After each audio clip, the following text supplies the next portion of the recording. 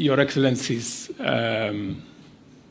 Vice President, former Prime Minister, former Vice President, the two speakers of our National Assembly and Senate, leaders of majority, fellow leaders present here. Welcome to this occasion.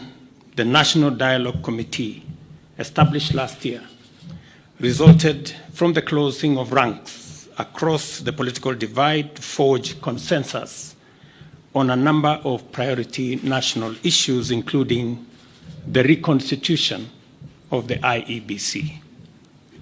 Today's assent of the Iebc Amendment Bill therefore marks a significant step in the actualization of one of the recommendations of NADCO and testifies to our country's ability to navigate difficult, complex, and sometimes divisive issues that could undermine our national cohesion, undermine our stability and security if we leave it unattended.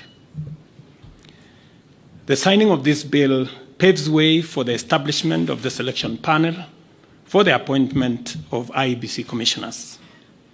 The Iebc remains a cornerstone of our democracy, responsible for overseeing regular elections at various levels, and on the overall, ensuring that our electoral cycle is managed transparently and administered in an impartial, neutral, efficient, accurate, and accountable manner. I concur with leaders who have said there must be professionalism and integrity as part of the cardinal principles of the men and women who will be charged with the responsibility of overseeing our elections. The spirit of NADCO is the spirit of unity, bipartisanship, and consensus building, values which have helped our nation overcome its most challenging moments. Even as I assent to this bill, I look forward to supporting and facilitating any other outputs of the national consensus that was NADCO to ensure that Kenya moves forward and with as many hands on deck as is possible.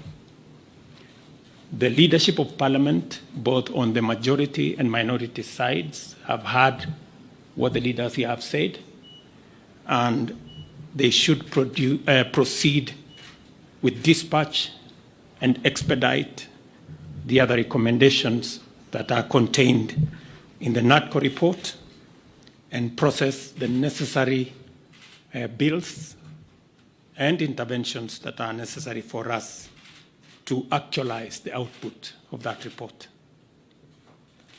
Beyond NADCO, we are currently engaged in discussions as a country about our economy. As we know, the country has faced a series of economic shocks, including COVID-19 pandemic, globally high interest rates, and devastating droughts and floods, events which have impacted negatively on our economy and our capacity to secure resources for development and to also meet our debt service obligations. In the last 2 years, we have put in our best efforts to mobilize domestic and external resources to accelerate our economic program, pull the country back from the danger of debt distress, and set us on a path of economic transformation. These efforts have strengthened the Kenya shilling, reduced fuel prices at the pump, and lowered the cost of living, including the cost of essential household commodities. This year, my administration presented revenue-raising measures through the Finance Bill 2024, which were aimed at not only consolidating the economic recovery program, but also propelling the country to the next phase of investing in key social and economic infrastructure projects to advance our development agenda and reduce on our debt burden.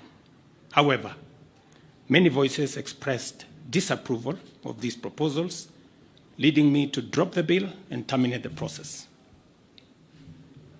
It therefore means that apart from the people of Kenya asking us to consider alternative means of raising revenue, which I agree with, there is general consensus that the country requires to confront and address long-standing priority national issues including national debt, public expenditure, and anti-corruption measures so as to release resources for creating opportunities, creating jobs, and creating wealth.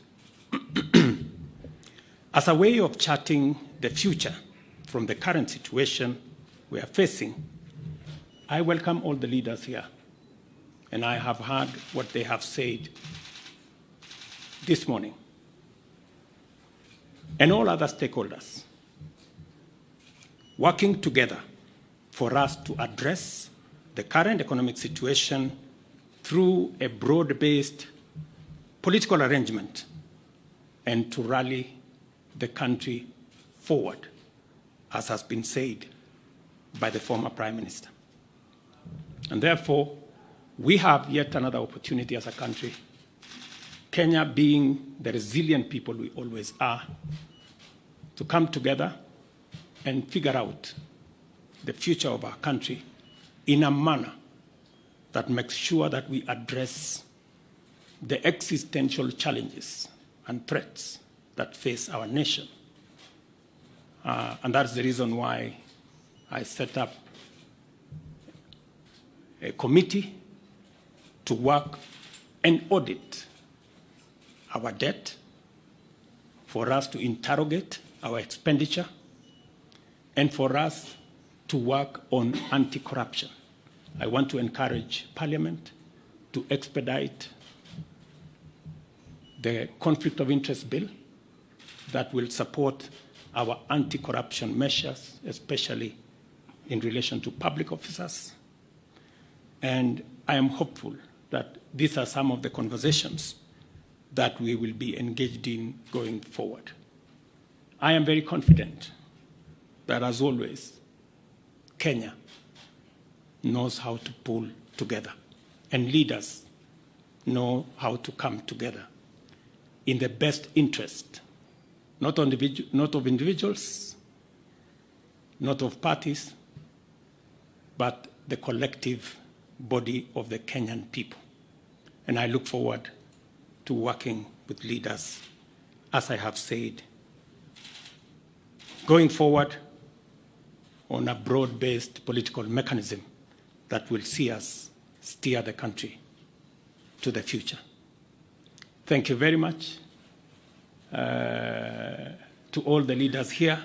Asanteni sana to the people of Kenya. Wish you well, and God bless our great country. Asante.